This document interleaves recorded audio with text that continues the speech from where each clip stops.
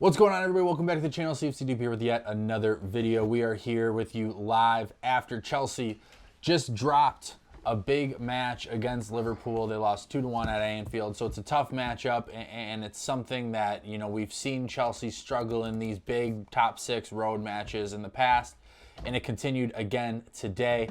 First, before we get into it, I want to give a shout out to our sponsor, Cy Phillips Talks Chelsea. Simon Phillips does a great job building his community with Chelsea fans, giving you guys the great content that you all want, talking through it on, you know, video, audio, written. There's a little bit of everything for any type of Chelsea fan in there, however you take your content. So go ahead to the link in the description below.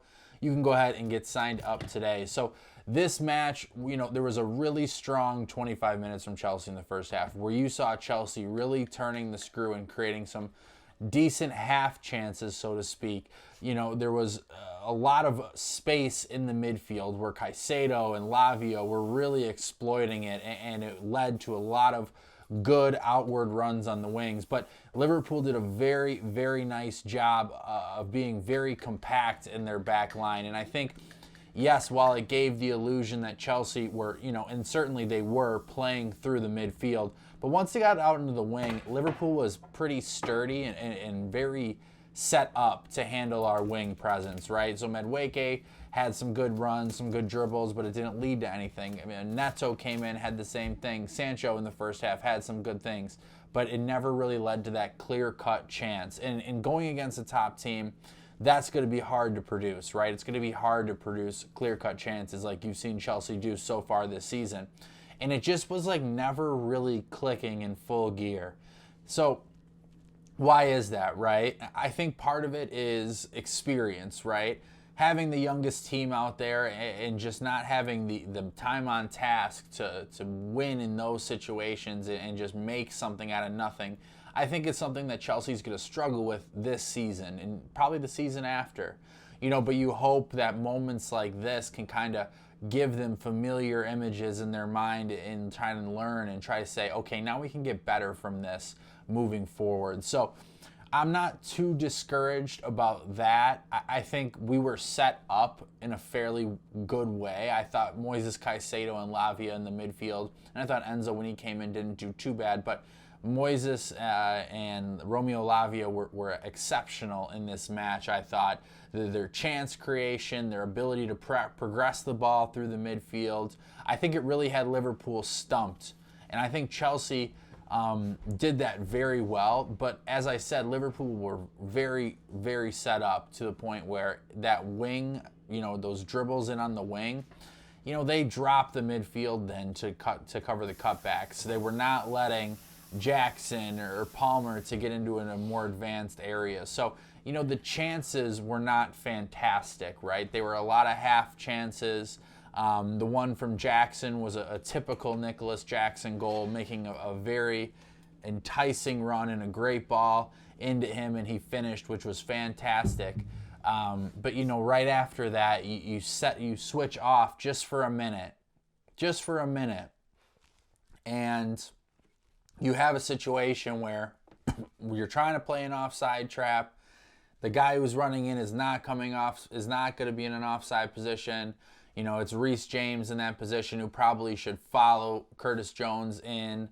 But I think that's a little bit of like Reece not playing a lot recently and maybe not having the mental fortitude that a player who's playing week in and week out is going to have. So I'm not necessarily at a point where I'm like, this was a bad match. It sucks to lose, but to go to Anfield and really have a very strong spell, but not quite have that cutting edge to finish, I think you can't be too upset with this age level of team and the experience to do that. Certainly, we want to hold our guys to a high standard, and I don't want to not feel like I'm coming down hard and I'm not feeling the loss, because I am feeling the loss.